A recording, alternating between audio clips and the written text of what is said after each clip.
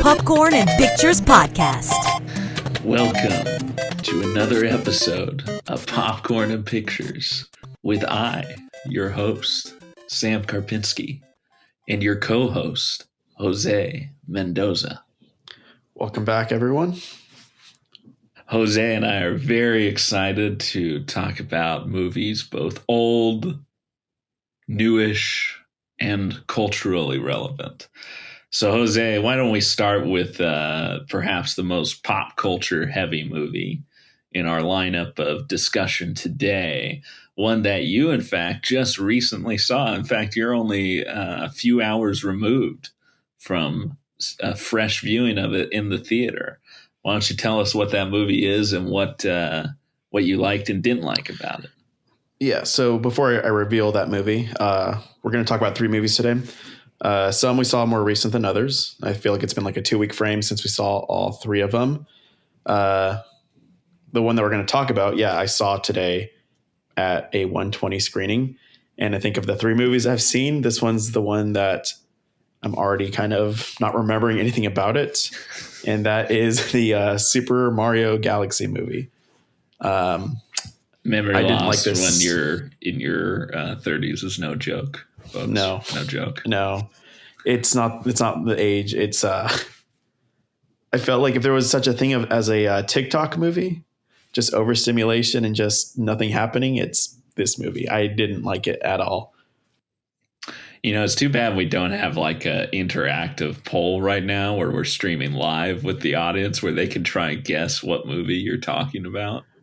I revealed it. I said Super Mario Galaxy movie. Oh, you did? But, I didn't hear it. Jeez. Talking about memory loss. Dang.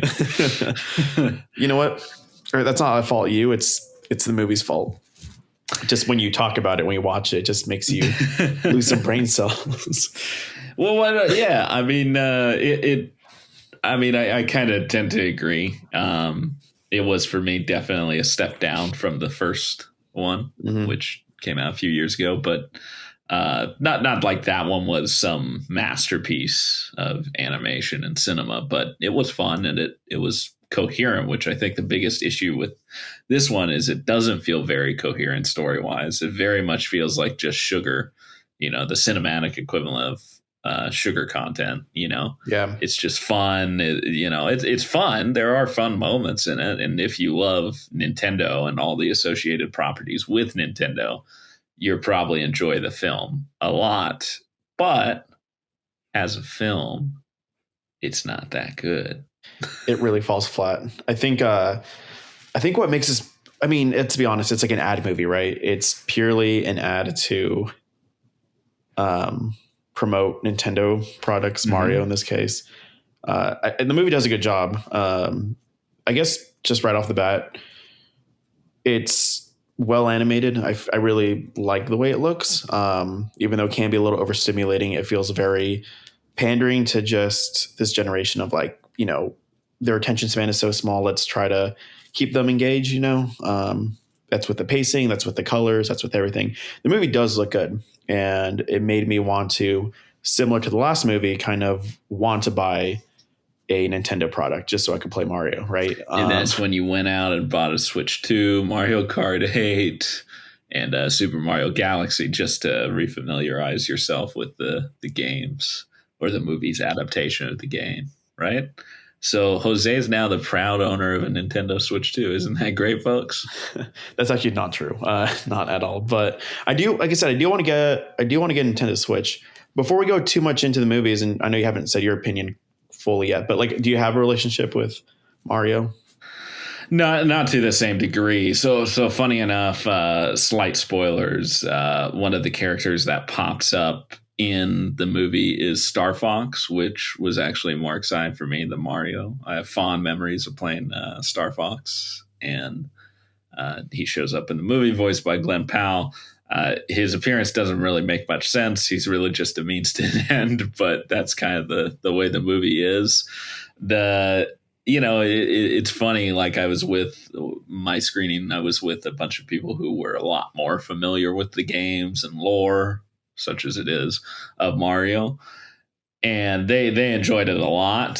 So it's curious. It's one of those movies. I think it's definitely nostalgia fueled. You're probably like it a lot more if you played the games, but I think most people would agree, including some of the audience members I saw it with who are also cinephiles, that it's a lot of fun, but that's about it. There's nothing really more to point to that goes like, oh, that's a good film. It's a fun film, but it's not necessarily a good or great film, certainly. Sure. I remember there was a point in the movie where we're like getting close to the climax, and I was thinking to myself, what exactly do these characters have as far as personality goes? I feel like the movie's very lackluster in that. I feel like character. Well, I'm sorry. Go ahead.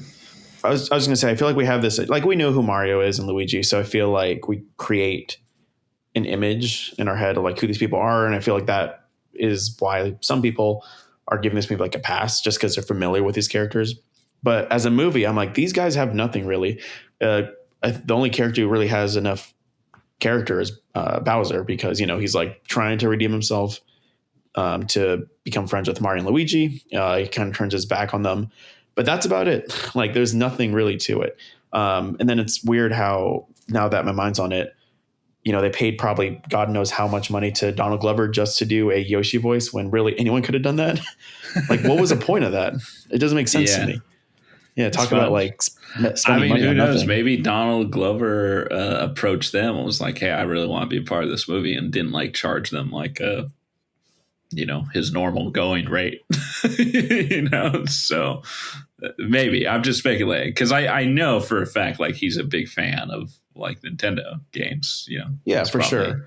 Anybody in that age demographic is. So it's like, I could see that, but you're right. I mean, that actually points to like a larger topic of discussion just in the industry as a whole, specifically when it comes to animation, is the amount of money that is spent on the voice talent, or really A-list celebrities voicing, these characters, and maybe not put towards other things like the animation itself, or, frankly, the story, so I was actually talking to a couple other friends about that with a TV show that suffers from the same issue.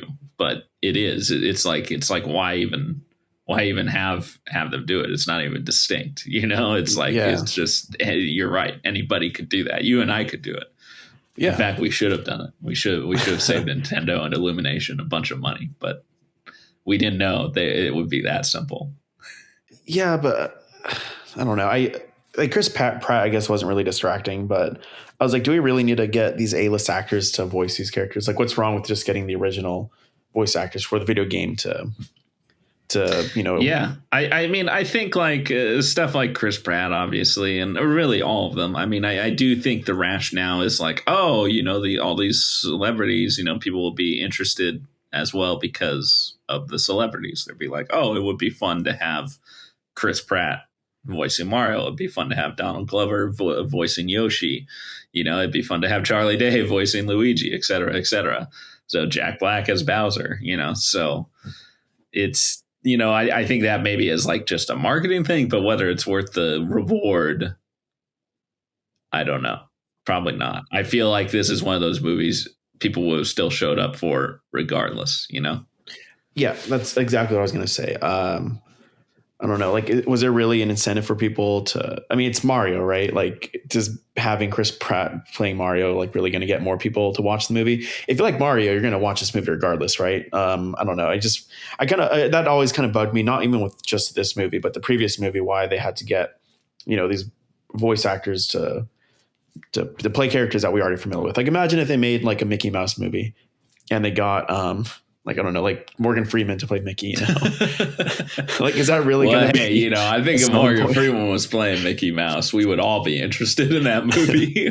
Like, possibly. That would be quite the bold new take, vocal take on Mickey Mouse.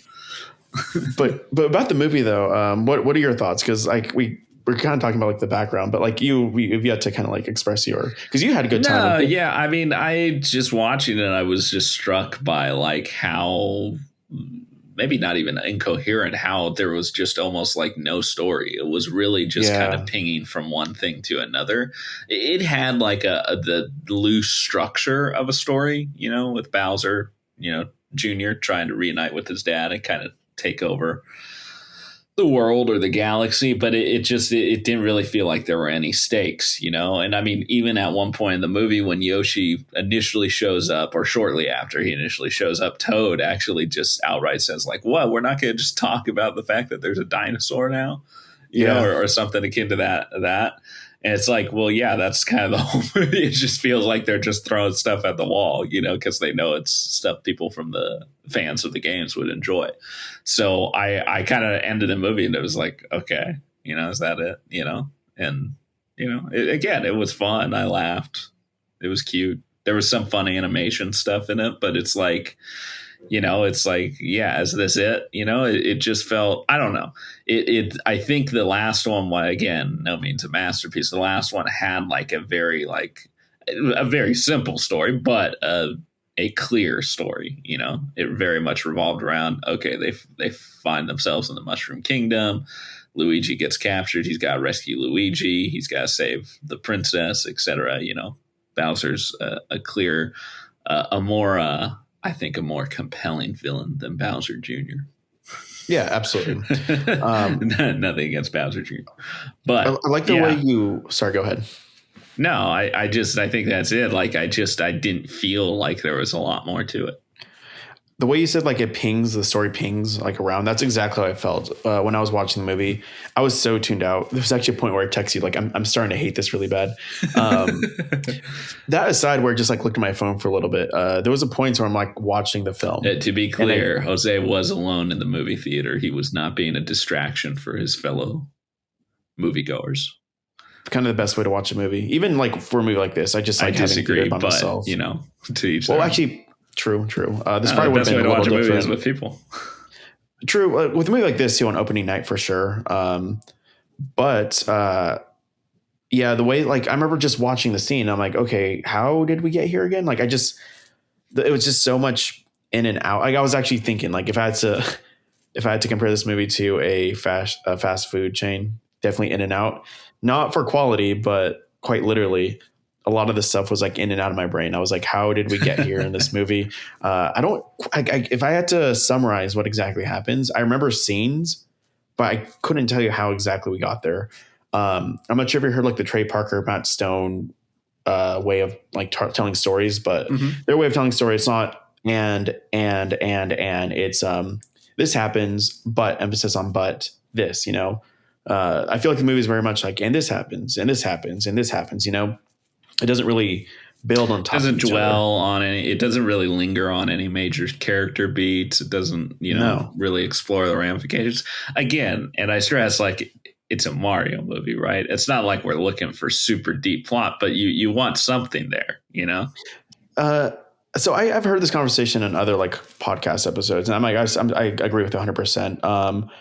I know what you're saying. It's a Mario movie. Like it doesn't have to be like the next Citizen Kane for sure. But the argument of movies made for children, which honestly, there's no movies made for children, right? It's movies made for adults. It's just there happens to be movies that kids could watch, right? It's adults making movies. It's not kids making movies. I disagree. I don't think the Paw Patrol movie is intended for adults. But the thing is, like, if like you and I don't have children, but if we had children, they could at least make a movie that, we're kind of forced to take these kids to watch movies, right? We can't just drop them off. It'd be nice to have an actual movie that the parents can enjoy, right? I feel like that's kind of what Disney's been. Shrek kind of made it on a different level. I saw Iron Giant recently. I'm not going to talk about it too heavily, but like that's like a masterpiece in animation. I was like, why can't they just do that for Mario? Like they could make it. Like, no, for sure. But I will to push back slightly. I think there is a difference in that Mario, it's not like the source material has some like deep, heavy lore, It's very surface level as well as games, So I don't think it's not like, again, maybe, hey, you give, let's say you give Christopher Nolan, it's his first anime movie. He does an adaptation of Super Mario. Maybe he'll add some stylish flourishes to it. Maybe he'll do some really trippy story beats. Maybe that'll be it. But it's not like, we're not expecting that from a Mario movie. I suppose. I guess I was just hoping for like a better story. Yeah, I think we both were. I think that comes down to that sums it up. We were hoping for a better story. Well, how about this? I at least wanted some characters, right? That's all I wanted. Because I felt like in hindsight, we had characters. The problem was they weren't developed well.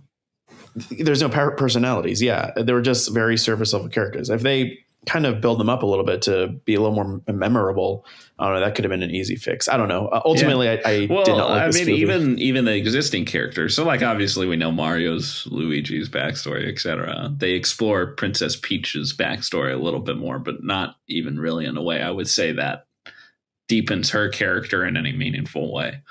But Mario is like there's a whole like very brief like will they won't they moment with Princess Peach and Mario, which has always kind of been part of the games, but it's just weird. It feels weird because they don't explore it fully, and it's like, why is it even in here to begin with? We like it's like going to like meaningful character development, and then it pulls back. It's so true. Yeah, I was even thinking with like also for references how much of a Nintendo fan I am. This might be blasphemy for those who like Nintendo, but I don't know who Rosalina is. But there's a blueprint there, right? I didn't know who Rosalina was until that movie too. I had to have people explain it to me. There you go. And apparently a lot of people were upset that she wasn't in the movie more. So she's like, I guess, semi-important to the video games. Really? She was in the movie like a lot. I feel like there was a point where I'm like, her. Yeah, but there was a point like in the middle of the movie, I'm like, what happened to her? Like, where is she? I guess that's kind of like the princess captured story. You don't really ever know, I guess. I don't know. But there was like a blueprint there though, right? Two sister princesses. Like that could have maybe taken some inspiration from Frozen and maybe made a better story arc. But again, they just don't really do anything with it. The movie solely exists just to I don't know, keep kids entertained. That's really all it is, and nothing else. It's a brand film. Yeah. It's very much to further the brand. It's a product placement. The whole movie is built around product placement. Yeah, and like I said at the start of this discussion, even though my dislike for this movie, I did want to get a Nintendo Switch and all that stuff. So I was happy to see Yoshi too. I will admit. You guys got me a Yoshi. Was fun. Yeah. I always love like Yoshi. I remember you guys got me a Yoshi plushie for my birthday one year. That was awesome. I love Yoshi. There you go. You should see they could have paid you like $10 and saved so much money. Made the better movie. I wouldn't have done it for $10. I would have demanded at least a $500,000. Yeah, $500,000. And that would have been saving them money. You imagine on the poster, it's like Chris Pratt. Who else is there? Anya Taylor-Joy, Sam Karpinski as Yoshi. As Yoshi. No. I'd go by my pen name, SCK. That's right. I know this. I did know that. I just remembered. Just be SCK. Anyways, I wish I could. Who's SCK? There you go. I wish I had more to contribute, but I really just. Oh my God. I think we've contributed enough. That's kind of the movie. So what's your score? What's your final score? So disappointing. I went in like, I'm like, cool, I'm watching a movie today, and I was left with nothing. Honestly, I hate to say it, like a 2 or a 3. Jose. Yeah, and that's out of 10. It's not out of 5. It's 2 or 3 out of 10. Dang. Again, I'm giving it credit because there's worse children animation movies for sure, like those straight to DVD ripoffs. The animation was at the very least pleasant to look at. Pretty faithful to the video games. In fact, you know what? I did look at the movie. I looked at the Bowser reference from Wreck-It Ralph to this one. That's not like a Mario movie, right? The Wreck-It Ralph, but Bowser does look much better in this. I was like, this is like, so like, at the very least, it's pretty to look at. But other than that, I got nothing out of it. Yeah. At the very least, too, I was hoping. Sorry, last thing. I was hoping for a Super Smash Bros. Kind of like Avengers, like, oh, they're going to make it, but like we didn't even get that. I think they're kind of building towards that. I even though I didn't like this movie, I would like to see that. But I'm sorry, I interrupted. I think they're probably building towards that. I was just gonna say I give it a 6 of 10. Obviously, much more positive than you, but 6 of 10 of my movies is kind of just okay. I had a good time rating, and that's what this movie is. It's just okay. It's not great. It's not even maybe good, but it's fun. So Okay, I cool. didn't feel like my time was wasted. So. That's it. Super Mario Galaxy movie. If you're a fan of Nintendo, you'll love it. If you're not, you probably won't. It's as simple as that, folks. Yeah. Anyway, all right. Let's talk about a movie that is quite a bit older, not very modern than the Mario Brothers, even in game form. We're talking about the newly remastered release of Ben-Hur From what, 1959? Was that the year? 1959, yeah, which is tied for the record of most Oscars won with Return of the King and Titanic. Yeah, it's a great movie. Not as good as Fellowship, but no, it's what the movie has going for it is it feels massive. You know, like I can't ever say it's like truly by definition. You and I saw Lawrence of Arabia, maybe a little over a year ago, and that movie felt epic too. But that was mainly the story feeling epic, right? It's just like traveling all over the place. The movie, I guess the story in a way does feel epic too, but really what it is, it's like the scale of the movie. I feel like they're never going to make another movie like this just because of how much stuff required to actually build the sets and just tell the story. Obviously today we're dependent on computer animation. So that's like an easy way to just not deal with all this stuff. If I can real quickly, I was actually doing research. Could I tell you how much stuff was needed to make this movie? How much stuff in terms of? Well, listen to this. So more than 1 million props were used, 300 sets based off 15,000 sketches, 40,000 cubic feet of lumber were used to build the sets, 1 million pounds of plaster, 250 miles of metal tubing, 40,000 tons of white sand brought in from Mediterranean beaches, 40 miniature ships. I'm going on for a bit. I'm almost done. 2 175-foot long Roman galleys based off plans found from Italian museums, 18 chariots. Trying to see what else was really interesting here. More than 400 pounds of human hair that were used to make the wigs from women in Italy. Let's see. They dug a lake big enough to hold 2 galley ships, enough to do the sea battle, which they then built a 200-foot by 50-foot backdrop to hide the city of Los Angeles in the background. And then 1 year was spent embroidering wool and tooling leather to create all the costumes. I think that's crazy. Like, that's just so much material. It was a big budget for the time. So for reference, just in terms of the scope of the labor required to build all those sets to, pull off several of the sequences, that's impressive just on its face. And then the budget, this is actually, in some ways, this is more impressive, and I'll say why in a moment. So the budget at the time was 15 million, which today would translate to about 160 to 170 million, which a lot of big budget films are in that range, or, more common, they're 200, even 300 million or so in some cases. Why I say it's kind of more impressive is because a lot of films today spend more than that. Yeah. And don't look nearly as good as Ben-Hur does.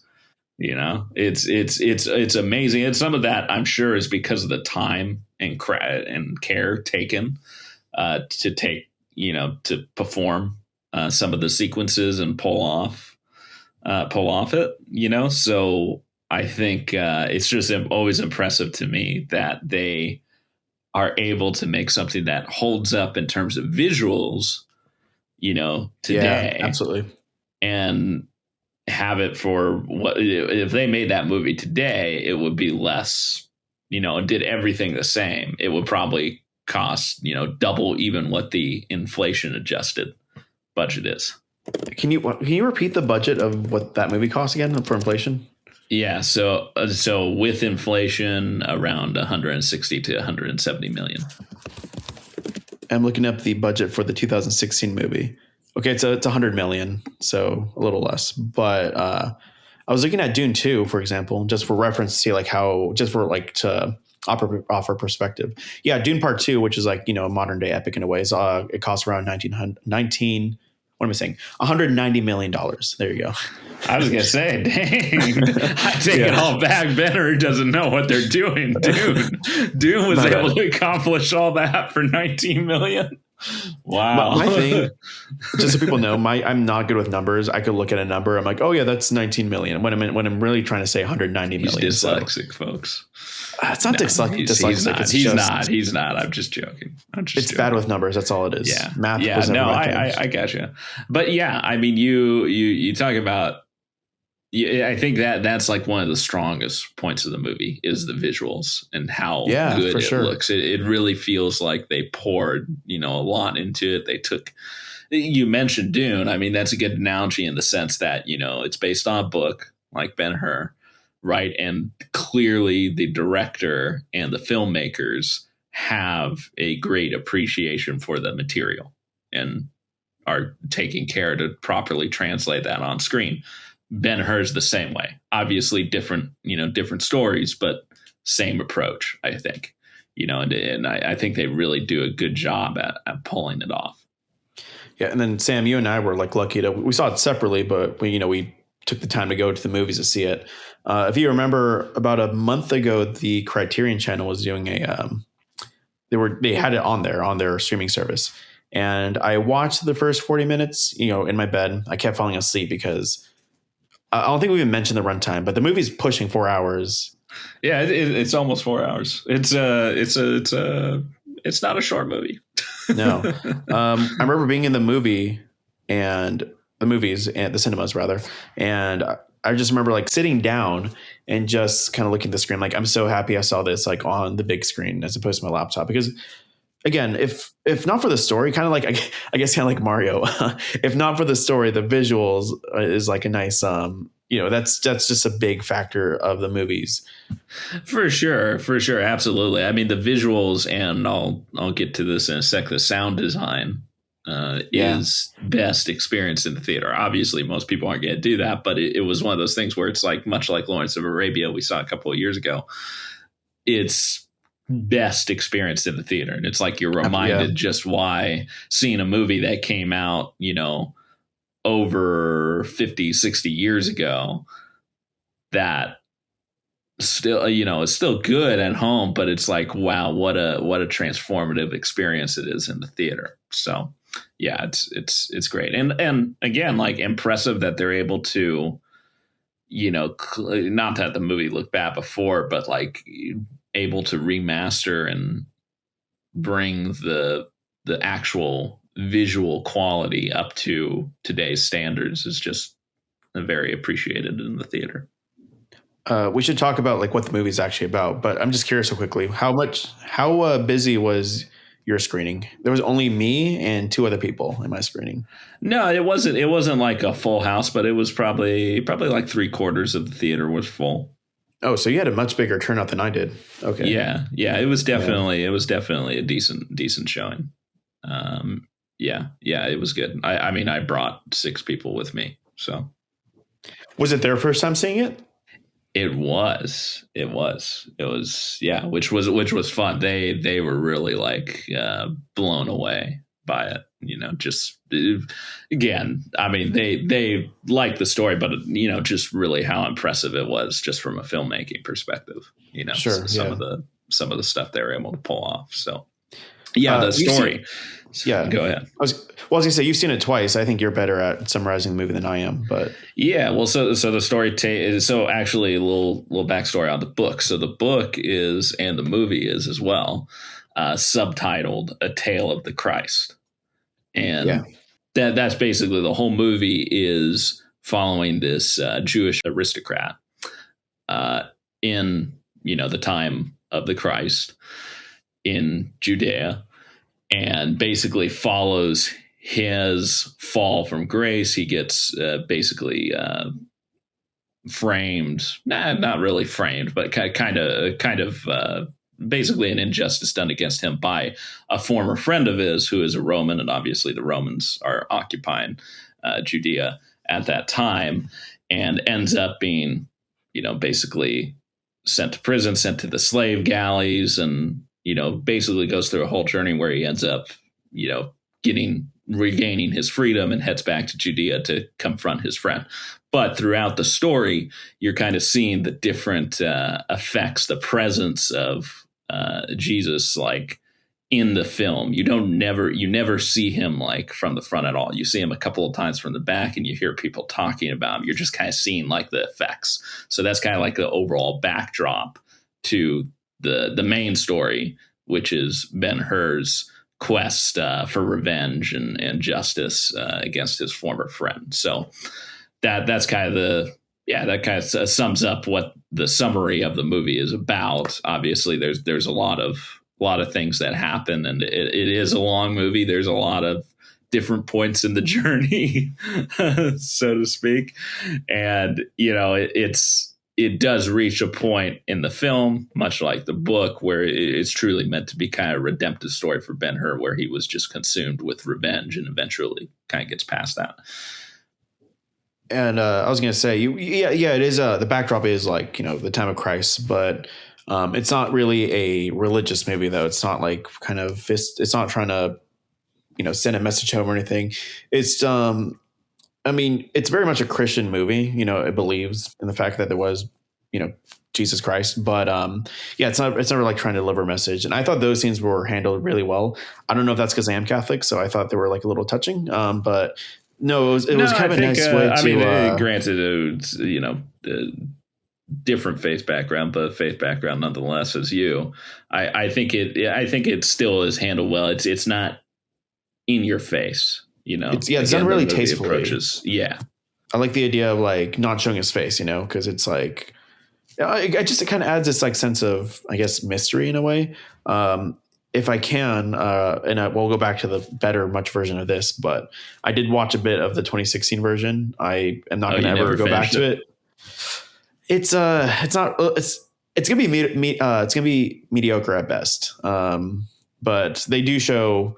Actually, I don't even know if it was Jesus, but I think there's a guy kind of talking about Ben-Hur and like, oh, you got to love thy neighbor. Revenge is never good. And I'm like, they do see his face. That's like a line in the movie. I'm butchering it massively, but there's an exchange that happens like that. So in the new version, there is Jesus. I think it's Jesus. It's never revealed, or if it is, I haven't got to that point yet. Do they show his face? But they show his face, yeah, and he's talking, and that just kind of, I don't know. It's not as good as this. It's not good. It's not as good as this. Yeah, well, it kind of, again, I think that the best part about the story, both the book and I've read the book as well. Oh, I did not know that. Cool. Yeah, it was a long time ago. It was for an English class, so cool. It's been a while, but I remember. The brilliance, I think, of the book is that it's not like.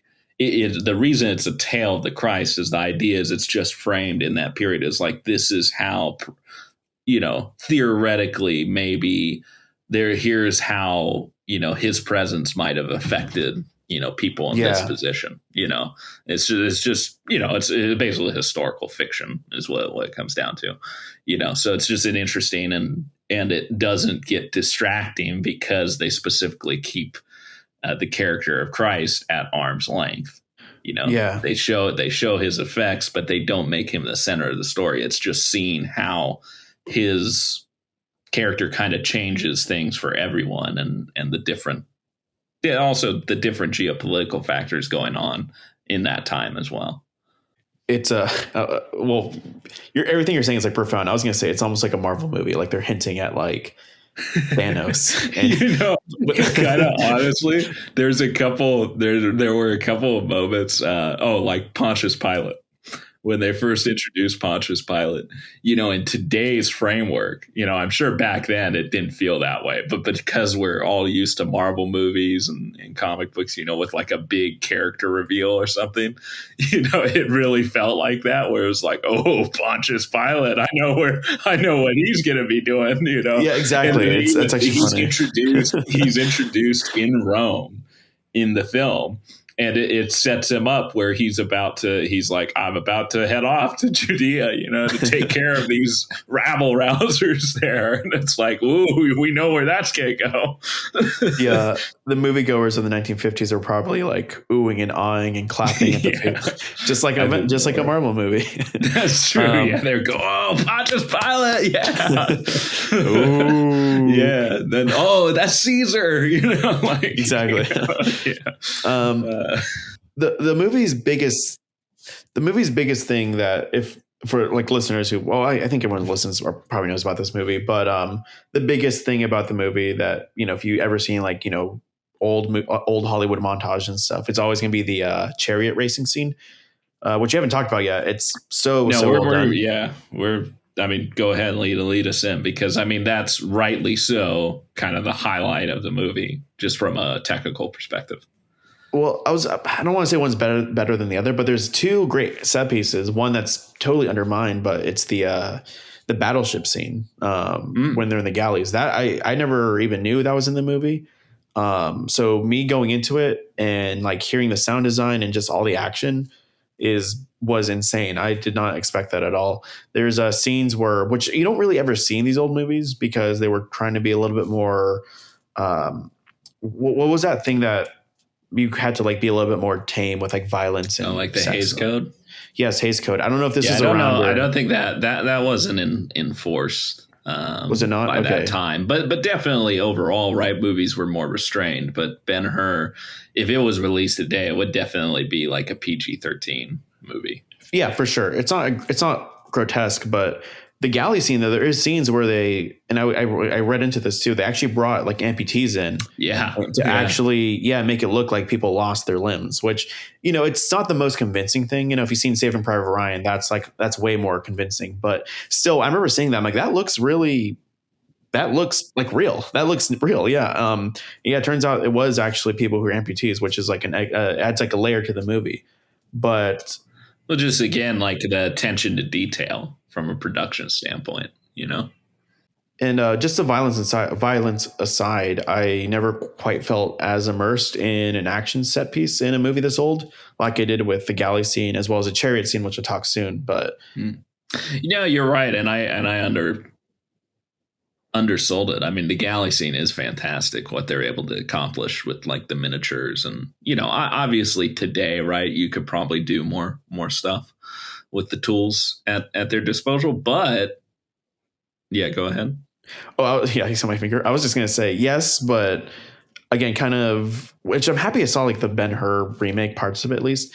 If they were to do a battleship scene, I'm being cynical, but it'd be done with CGI. There wouldn't be like a real ship there, right? Yeah. And this, exactly. Yeah. Where this movie's a real ship. It's cool. It's like, it's clearly like a real, real set they're on. So yeah, it's fun. Yeah, it's great. It's good. Yeah, and it's pretty like it's pretty intense for the time, especially like it feels, it feels cool. That whole scene. One of my favorite things of that sequence, well, really the aftermath of that sequence, is because it gives a feel realism to the battle. So obviously they didn't have modern communication technology back then, right? So that whole sequence of the film culminates in Ben-Hur. Spoilers if nobody's seen it, but go see it. If Ben-Hur saving the life of the Roman fleet commander who's on his ship, and he kind of basically formed some like a connection with, not like a friendly connection, but there's a form of connection. He saves him after his ship kind of goes down in flames and gets taken over, and the guy wants to kill himself because he thinks he's failed. And then they get picked up by another Roman ship, and he's shocked to hear that the battle as a whole was successful, that they had a complete victory. And it was just like a fun fun like nod to like how, especially back then without modern communication, right? You had all these little mini battles going on in the larger war, and you didn't necessarily know the outcome until after the fact. So, I mean, you think of like with that character, I mean, you think of how many people would have killed or did kill themselves thinking they lost and they didn't, you know, it's kind Which of is funny too. Yeah. Because I feel like whatever. I was gonna say today, I don't think people are killing themselves if they can you imagine. Well, you probably know before, you know whether you're even no, but that's also like kind of a nod to like I mean, the Romans were a warrior culture. So, it's an interesting thing. So getting to the chariot race. Yeah. Great scene. I mean, like what's there even to say? It's, I mean, again, I kind of talked about it. That's like it's one of, no matter the time or era, it could be made today and hold up just as well. It's one of the most technically impressive filmed sequences in, I think, in movie history, period. Like it's just so well done. That what I noticed more than anything in this showing was, because it was the first time I saw it in the theater, was the sound design. I never realized until seeing it in the theater that there's no score. It's literally just the crowd noise, the sound of the chariots, and the accompanying battle sounds. Like it's really impressive how much the sound design being that grips you and makes you feel like you're right there spectating as well. Yeah. Well, I was going to say my memory of it was it was just the horses galloping. That's all you hear, really, just like the thundering of the horses running around and around and around. For those who don't know, the movie's kind of, if anyone has ever heard about Ben-Hur, specifically like, film enthusiasts, film students, it's this scene that is kind of like the reason why a lot of people watch it or why it's so famous. It's not the sole reason why the movie works so well. Obviously, it's just a small segment in the film, but it's certainly it is I mean, time wise, right, a relatively small segment, but it is kind of like a climatic point in the film. So it revolves around him racing the person who betrayed him and his former friend. Yeah, and I was gonna say too, it's not just like left to right. Like, it's not like you're watching people go in circles, because it gets pretty violent. What makes the movie so great too is like the stunt work that was done to achieve this. There's like chariots flipping. Again, kind of similar to the galleys. There's moments of like violence, and I remember seeing it when I was seeing the film. There were points where I was convinced people were getting hit. Certainly there's scenes where like it's clearly I don't know if you know, so at one point in the race, Ben-Hur basically gets thrown off his chariot cart and like kind of flips around and basically lands. So do you know the backstory of that? Well, I know, I don't want to spoil it, but I know that it happened, actually happened. Yeah, it was the stunt double for Charlton Heston, and they did that, and it wasn't supposed to happen, but that was unintentional. And thankfully the guy survived, and they were like, well, we got to keep that in. So they filmed, shots with Charlton Heston, like he's getting back on his feet with it. But it's just like, it was a fun thing. First, like crazy that the guy didn't get hurt more and more from it, because if you see it in the movie, it's quite intense, and just knowing it's fully real, like it happened. It's like, wow, but also like just a fun way to incorporate it, and make it, elevate it better, something that you wouldn't have gone in, that you just accidentally did in the course of production, and it made the movie all the better. Yeah, totally. When that scene happens, you kind of like forget that, for that to happen, especially back in that day, that'd be such a difficult thing to choreograph, like it's just almost impossible. But so when you're in the moment, you kind of like don't really appreciate it until after you start thinking about it. Like, that was kind of an insane stunt to do. And then you realize it's an accident, and it just makes so much sense. Correct me if I'm wrong, but Stephen Boyd, who played Masala, didn't he actually antagonist? Yeah. Thank you. I think he actually, and I'm not talking about the movie, I'm talking about like in real life, I think he actually injured himself. Did he not? Because there's a scene where he's being dragged or something. And if you can look it up real quickly, I think he might have. Yeah, that does sound familiar. Unless I'm totally wrong, but I mean, there's like, but it's the reason I bring that up is it's. I mean, the dragging, him being dragged, like that was part of the plot. That wasn't like added in. But it's almost like it was one of those method acting things where I think I don't know if I heard this somewhere, or maybe I dreamt it or something, but I was convinced that he was dragged along. I don't see anything on that. Could be wrong. Oh yeah, no. So I mean, he did. Yeah, you're right. So Boyd did all but 2 of his own stunts for the sequence where Masala is dragged beneath the chariot's horse and trampled. Boyd wore steel armor under his costume and acted out the close-up shot and the shot of him on his back attempting to climb up into the horse's harness to escape injury. It doesn't say he was injured. It also says a dummy was used to obtain the trampling shot of the sequence, which. Honestly, that's pretty impressive too, because it does not look like a dummy. No, it doesn't. No. Yeah, and surprisingly, I don't think any horses were hurt in the movie either, which is kind of insane considering what they make them do. Yeah, the horses survived. Well, you know why? It was because God, what's his character's? What's this character's name? I forget. The sheik. Yeah, what's his name? The sheik who owns the horses that Ben-Hur. Yeah, Ben-Hur. Yeah. Well, yeah, one of the more unfortunate parts of the time, but what you gonna do? Such was the time. He's fun. That whole character is a fun character. Just kind of a because obviously like his culture is so different compared to both the Israeli culture at the time and the Roman culture, obviously. So it's just a fun change of pace character wise. The actor won Best Supporting Actor for that role, which is funny. I found this out too when after the movie I was doing like some minor research, but if not obvious, we kind of touched on it. But he was brown faced, just like brown makeup, clearly a white man. I guess during this time in history, blackface was kind of like a taboo thing already, but brown facing was like a different ball game, and no one really minded it. We were making progress, folks. We were making progress slowly but surely. Yeah, and then we also get that Breakfast at Tiffany's scene where that guy just plays an Asian man, and it's so bad. You know what I'm talking about? Yeah, I know. Yeah. But yeah, going back to the movie Ben-Hur, it was great. I will say, I guess we have to talk about criticisms if we're going to, but before we do that though, I want to know your intermission. Did you have a decent sized intermission or no? No, it was pretty short. It was like 5 minutes. Yeah, so disappointing.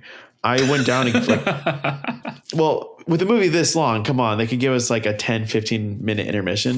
Yeah, I don't think the actual intermission is that long though. Like even in the original cut, like that's the way it was. I think probably because the overture is so long to begin the film. Yeah, true. So I think we got like a DVD. What's it called? What are we talking about? Intermission. Sorry, no, intermission is the word I'm looking for, even though we're just talking about it. Because most DVDs, when they have an intermission, it's like expected that the viewer is just supposed to pause it if they want to, because it's like a 30-second thing. 2001 Space Odyssey, I remember having that on my Blu-ray. Like the intermission is literally like 5 seconds. That's kind of what I got, which is disappointing because I ran to the restroom. I ran downstairs to get a second beer, and I walked back up and the movie's going. I'm like, that wasn't a real intermission, which is a little disappointing. I mean, with a movie this long, come on, give me something, right?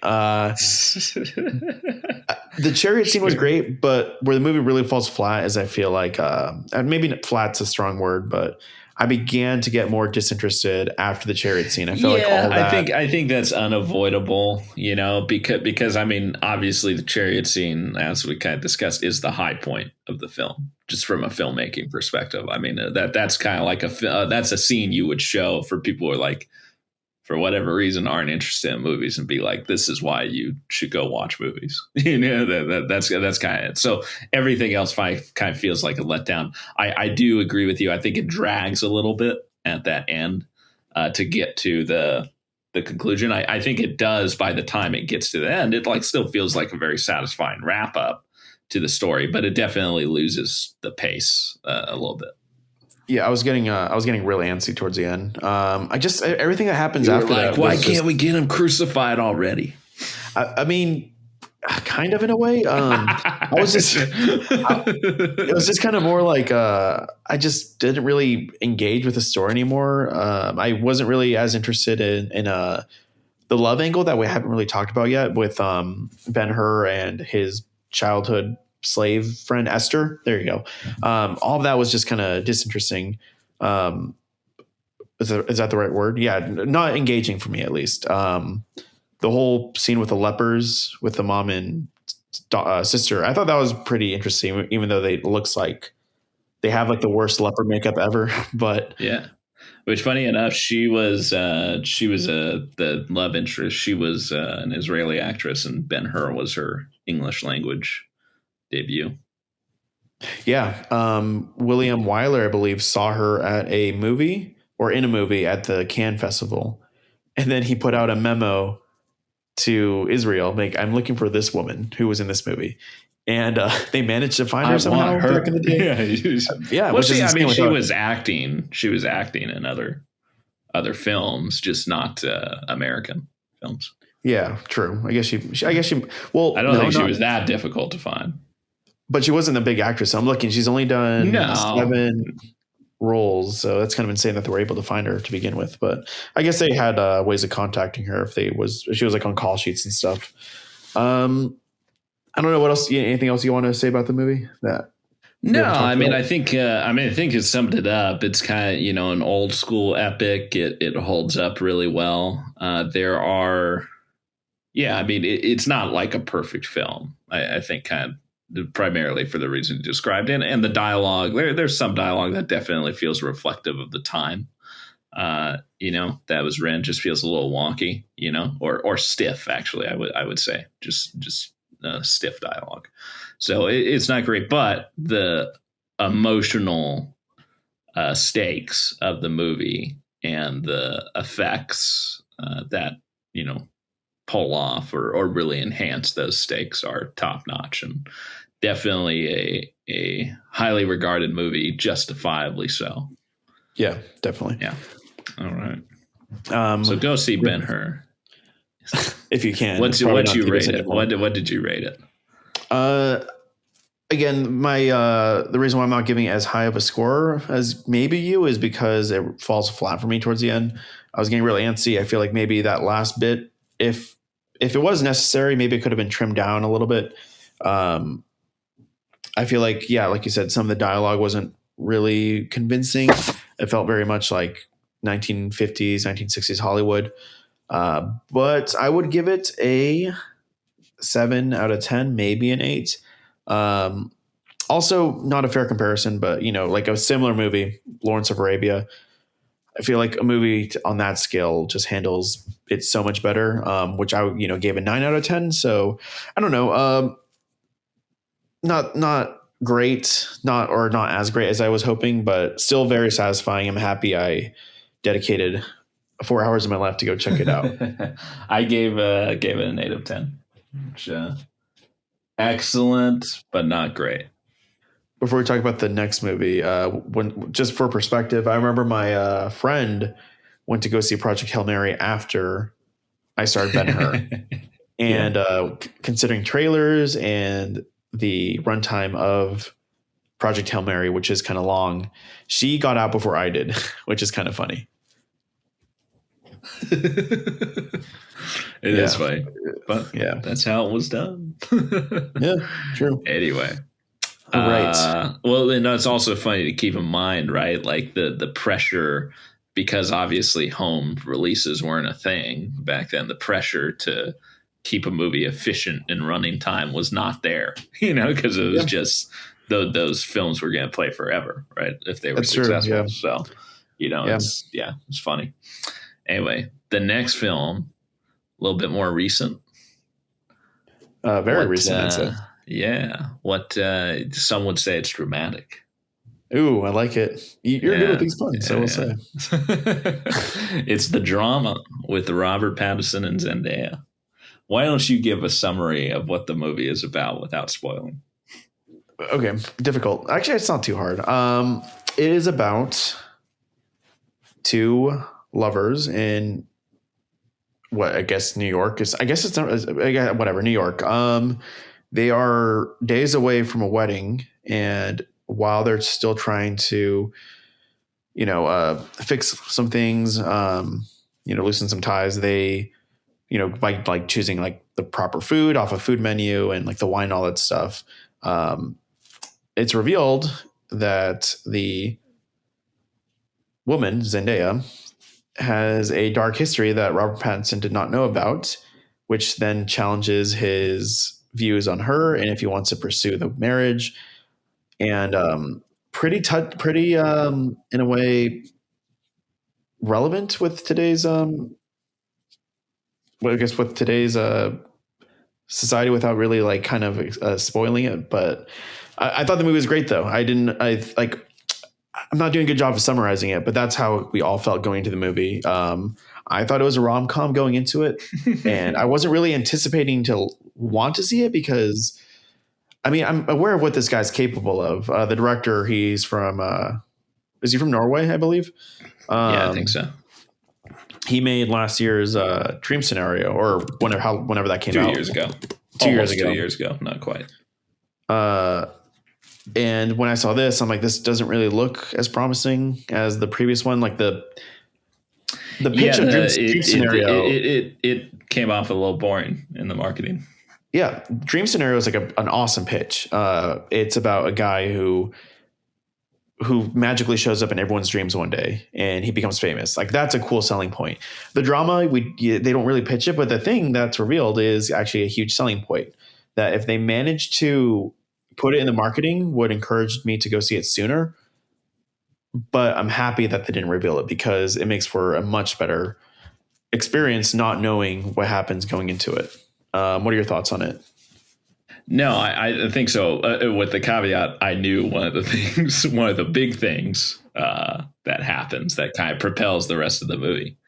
The spoiler, if you will. I knew kind of the inciting event you talked about, like in her past, like what her past is. Like I knew that going in, which was very deliberately kept from the marketing. In fact, the whole marketing campaign, I think, is kind of built around like, this is find out what this crazy thing is, and go see the movie, because it shows all these characters' reactions. With a title like The Drama, you're right. That is like, what is the drama, right? Like that's kind of like the question with the marketing, I feel like, because with a movie like the title, like The Drama, like, okay, there's got to be drama, right? But anyways, please continue. No, yeah. I mean, so having known that going in, I still loved it. And that to me is like the mark of a really good film. If you know a major story beat like that and still enjoy it to presumably the fullest. And I mean, I'll get into my reign at the end as we close, but yeah, I love the movie. It really, it's funny, like you said, it kind of came off in the marketing as a rom-com. Yeah. It kind of still is in a way a rom-com. It is funny if you think about it, because it without giving too much away, I mean, the whole film does still revolve around the romance of Robert Pattinson and Zendaya, and that doesn't change. It even at the very end, it's still the ending relates to their romance, So it's still, I think, in some ways a rom-com. It's more of a dramedy, I would say, but you could still make a case. Yeah, it's a romantic comedy of sorts. I don't think that's completely far-fetched to label it as such. Piggybacking off kind of my hesitation about wanting to watch this film, I was pleasantly surprised going into it. For the first like 20 minutes of the movie, because the characters are so well written. I was actually kind of buying into their relationship, and it's just kind of fun seeing their interactions with each other. The movie kind of starts off with how Robert Pattinson ends up meeting Zendaya and how, their relationship starts. All of that's handled really well. The movie shot really well. But then when the spoiler happens, I remember kind of like twisting my head. I'm like, is this what the movie's going to be about? And then it kind of happens more and more. It starts lingering. I'm like, oh shit, this is what the movie's about. And once it's revealed, it's just edge of your seat stuff. At least for me, that's what it was. Should we reveal what the spoiler is, or should we continue talking about? Should we start talking around it still? Should we continue talking around it? What the hell? Spoiler warning. Yeah. Go for it. It's revealed that Zendaya.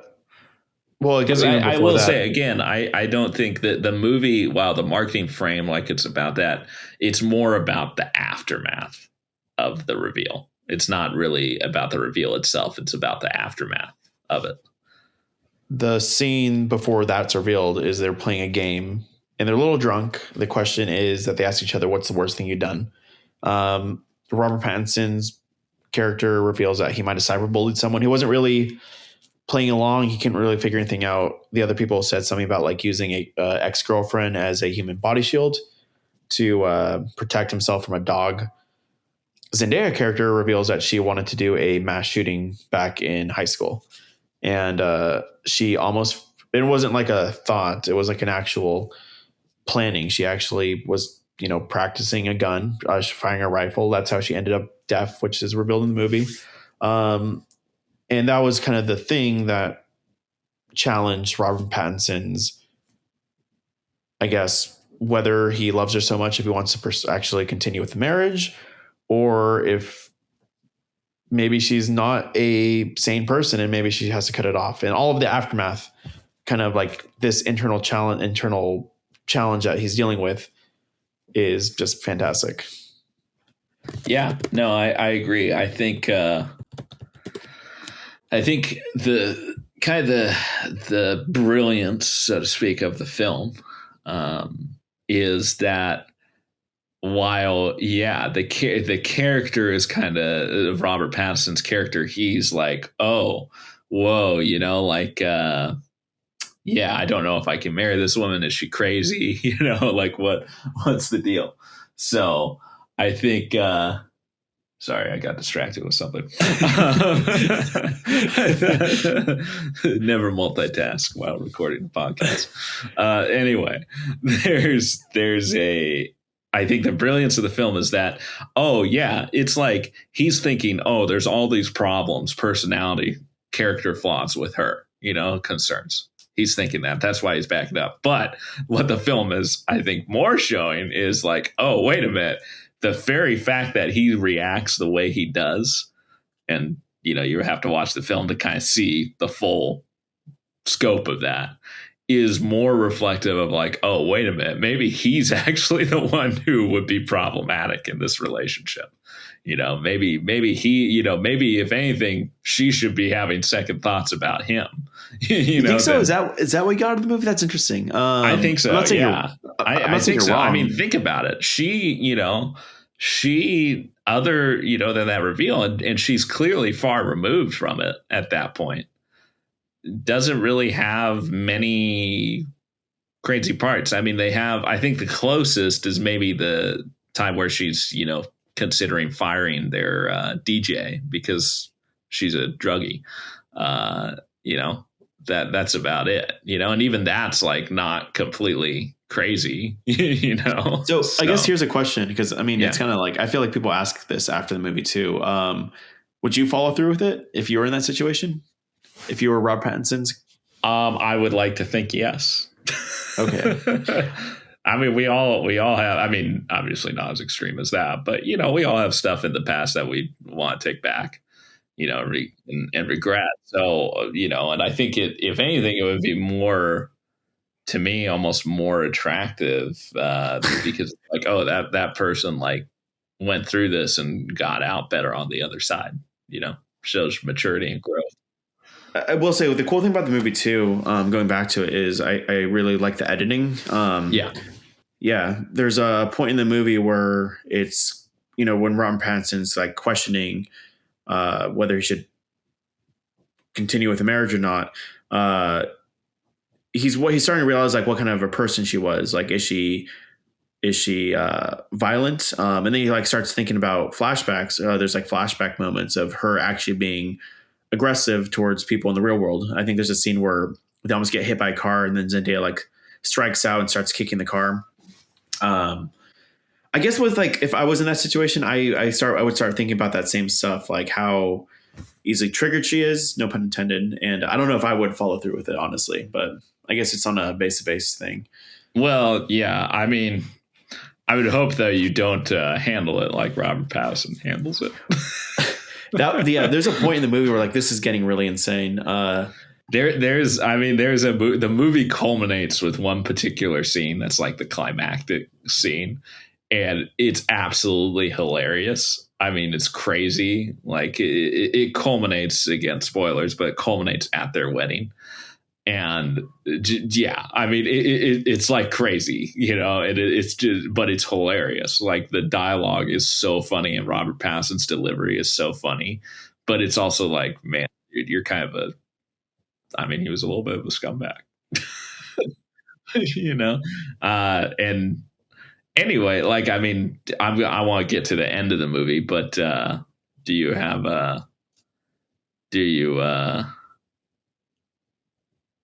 have any more thoughts beyond the end of the movie, or before that? We get to the end of the movie. Just thoughts about the movie in general. Yeah. I was telling my brother that what I really liked about the movie was that every scene kind of builds on top of each other. Like everything that's ever mentioned in the movie has a follow through. Like there's a payoff at the end of it. Not by the end of the movie, but at least there are points in the scene that will have payoffs. So what I'm thinking about is, like there's like a mention of like a cousin who's in a wheelchair. That like almost seemed like a throwaway line, but it's revealed that, she actually comes back into the story. Even like moments of, like there's like a prop where it's kind of like the post of the movie too, where Zendaya is sitting on Robert Pattinson's lap and she's like pointing at him.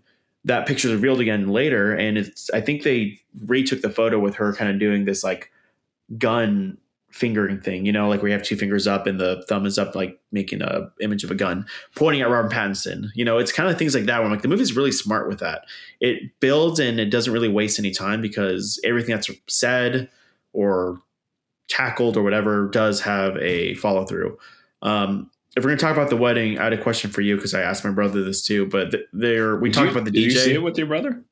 We saw it separately. Okay. I told him to watch it though because I was loving it so much. Or I loved it so much. We mentioned the DJ scene, and without getting too much in spoilers, there's a DJ that comes to the wedding. I was wondering, did you think he was supposed to be a shooter at one point? The way he enters, or the way he turns a corner, he looks like a little malicious, and the way like the thing he's wearing, I was like, is that supposed to imply that, like, was there supposed to be this expectation that the audience was supposed to think that he was a shooter? Like, did you get that feeling or no? Okay. I didn't feel that. No. Okay, I did. That was more just the guy is weird. It was just like a funny thing, I just took it as like comedic relief, especially because that's when the film is really like starting to get intense character wise, so.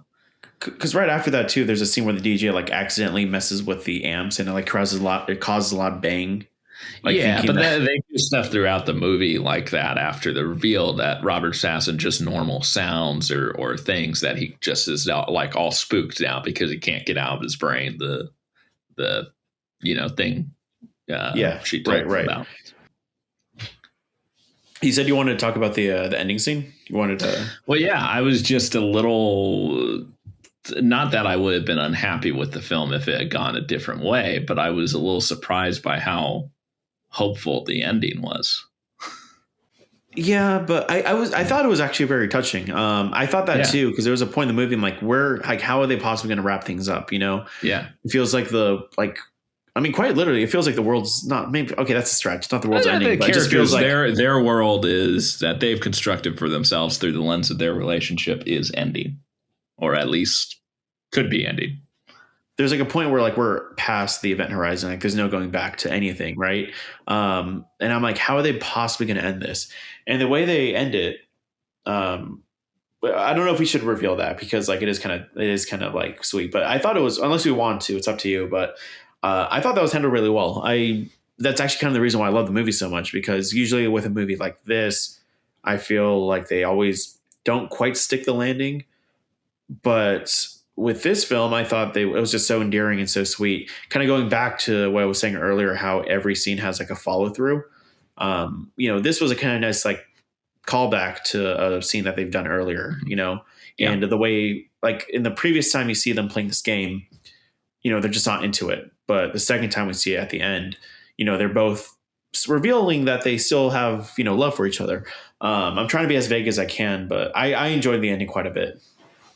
I mean, suffice to say, like, as I wouldn't say the film's a dark film. It explores dark subject matter, but it's very like funny. It really is. Like, it's a funny film. There were several moments where the audience I was part of, including myself, were laughing. And yeah, it's just a fun film. But the way the climax point, you think it's like, oh, this is over. But there's a very hopeful ending. And it's not like an ending that's like, oh, everything's going to be roses from here on out. But it's like, oh, there's still some hope for their relationship. Things aren't necessarily completely over. And it's like, it also feels like both the characters like are growing in that moment, So yeah, I was just pleasantly surprised because it wouldn't have been a bad movie by any means if it had ended less positively, but it was a little feel good moment at the end. Yeah, which like I said, I enjoyed quite a bit. I was going to bring up something. What was it? What are you saying? No, I can't remember my thought. That's all I'm saying. What are you doing over there? I was looking at something with I was looking at something with the movie itself. Okay. Anyway. Oh, that's what I was going to say now. The turnout for this movie was like is showing to be really good, actually. Like, there's people going out to see this movie. I think just by putting Robert Pattinson and Zendaya in the movie, it's like getting butts to the seat. My theater was like fairly full, which was pleasant to see. Yeah, mine was too. Although, well, actually, the theater I went and saw it at was smaller. So, it's been getting a pretty good, decent turnout, especially relative to the budget. So, yeah, it's been nice to see. It to me just kind of reaffirmed. I think that Robert Pattinson is one of our best working actors right now. He just has such a variance in his roles and always delivers a good performance, no matter what it is. And I know some of my favorite roles of his of late are the last two films I've seen him in, the drama, and then before that, Die My Love, where he's playing more like realistic characters, right? Obviously, he's not Batman. He's not a spy in Tenet, he's, etc. So, it's just fun seeing that and how he's able to really immerse himself and convince you of his character, that it's just, he's a great actor, which is no slight on Zendaya. In fact, I think this is one of the best Zendaya performances I think I've seen. She's really good. Yeah, I agree. Zendaya is like an actress who I've never really. Yeah, I mean, to be fair though, like I was looking, like I haven't seen her in a lot of stuff. Truthfully, I mean, she was in Dune, she was in Challengers. I think this is like the fourth, fifth movie I've seen of her. But yeah, I always kind of forget like how much range he has as an actress.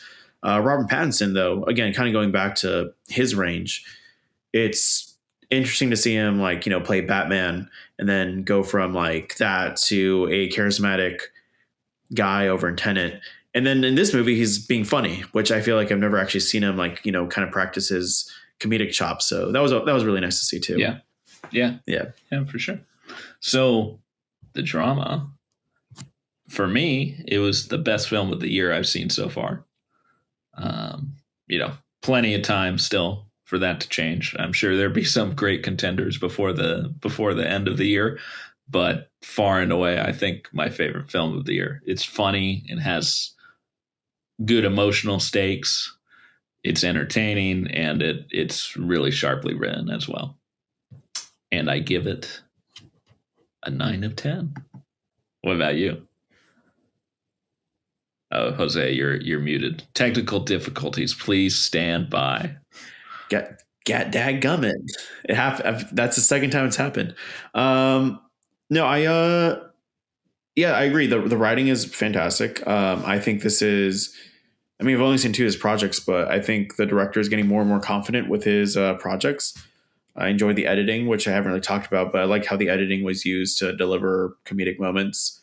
Yeah, I'm giving it. I want to give it a 9 out of 10 too. I just, it was like one of the best movie going experiences I've had in quite a bit, just because of like the reaction that people got. So no, it's great. I love the movie, and I highly recommend it to anybody who wants to see it. Yep. Curiosity. Why was it held back from a 10 of 10? Yeah, I'm trying to figure that out too. Like, that's why, like, is it a 10 out of 10 movie?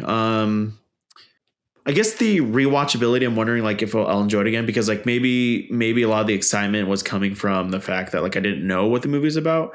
Does it still hold on a second viewing now that I know, that's not really like a fault of the movie, but that's kind of where I'm thinking, like, what's the rewatchability? Like, I think a lot of the excitement was like seeing how it unwinds, and if I already know how that works, like, does it still hold the same? Does that make any sense? Yeah, I get that. I get that. I mean, but like I said, I'm not opposed to giving it a 10. Like I said, I think it's like a damn perfect movie. Yeah, I mean, that's where I am. What about you? What's your critique with it? Frankly, I think the movie just isn't very good. No, the opening act. There's a couple small things, but I think the main thing is it just feels like it takes a few beats to get going. If that makes sense. You think so? Okay. Yeah. I thought the movie like hit the ground running. It's still very interesting, but it's a little bit, but not like to a great degree. We're splitting hairs here, Sure. Yeah. So cool. Well, I guess that concludes it. Well, that concludes another episode of Popcorn and Pictures. What are we going to talk about next? What we get to tell the people about? There's options. I don't know. The new Michael Jackson movie is coming out, which, I'm like not really excited to see, but I think that's going to be like the big one for a while at least. Yeah, we're going to definitely have something to say about Michael. That's for sure. If Mother Mary comes out soon, I'll try to catch that. Comes out next weekend wide. Is that true though? I didn't see it showing in Santa Rosa, but I'll check again though. Well, next weekend, so it may not be showing in Santa Rosa yet, but gotcha. I'll be there. Well, I guess we'll see. Yeah. So we may talk about Mother Mary. We may talk about Michael. Who knows? Maybe we're talking about some other old films. We're having some fun. That was a terrible Yoshi attempt. Was that a joke? It sounded like you were trying to attempt a Yoshi. No, I was attempting Michael Jackson. Oh, okay. Well, see, it was so bad I couldn't tell who you were talking about. And with that, we're going to conclude and wrap it up. And remember, kids, have some popcorn, settle down, and watch a movie. I'm your host, Sam Karpinski, signing off, and your co-host, Jose Mendoza, also signing off. Till next time.